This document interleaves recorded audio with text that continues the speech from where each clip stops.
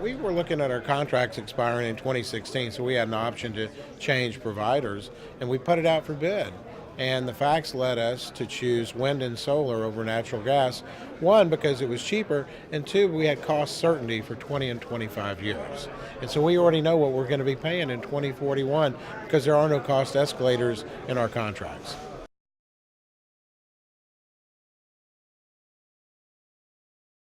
It was awesome yesterday. Here we are in Brussels, Belgium. The Committee of the Regions learned a lot from the European countries that went visited with a lot of good people. But more importantly, we're talking about transatlantic cooperation and what that looks like, and that's the first step in reaching out from the United States to the European countries.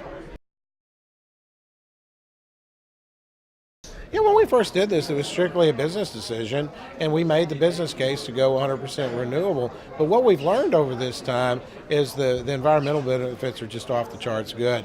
So basically what happens if you win the economical argument, by default you're going to win the environmental argument when you're choosing what kind of power to use in generating electricity.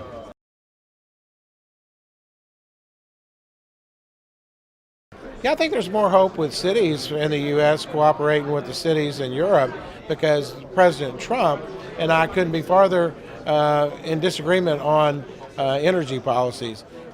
President Trump talks about we're going to bring back coal jobs. I don't think that's true because we're at a tipping point when it comes to renewable energy, whether it's wind, solar, or hydro. Pricing is going to determine choices if you make your decisions based on the facts. As an elected official, we have to do what's best for the people that we were elected to serve, and you got to make those decisions based on the facts.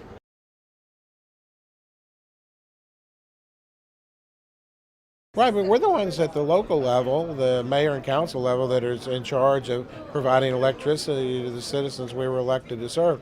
The federal government, all they can do is interfere with the job that we're doing.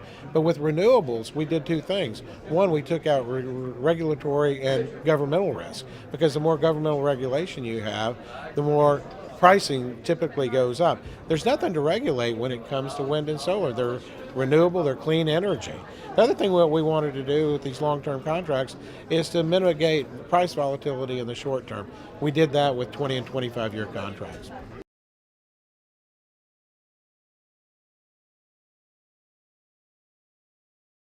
I do, because I think it was a huge mistake for the United States to withdraw unilaterally from the Paris Climate Accord.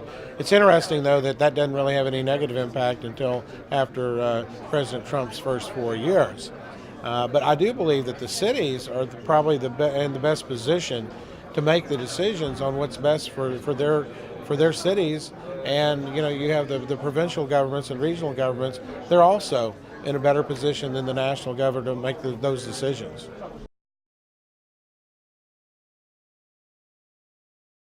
Despite that, it's up to us. We're the ones that are in charge of making these decisions and delivering energy. The federal government, the state government, all they can do in our case is be a hindrance.